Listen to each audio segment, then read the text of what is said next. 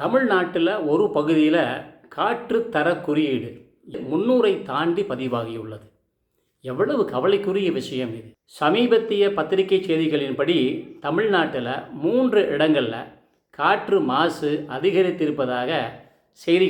குறிப்பாக மணலி பகுதியில் காற்றினுடைய மாசு குறியீட்டு எண் 300ஐ தாண்டி பதிவாகியுள்ளதாக அந்த செய்திகளில் இருக்குது. என்ன காரணம்?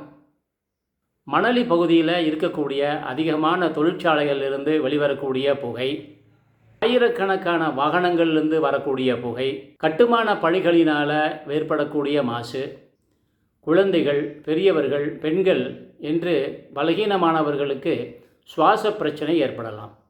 என்ன பண்ணலாம்? தொழில் வளர்ச்சியும் தேவை, அதே சமயம் தூய காற்றும் தேவை. அப்போ அந்த பகுதியில் காற்று மாசை கட்டுப்படுத்துறதுக்கு உரிய கவனம் செலுத்த வேண்டிய நேரமாக இது.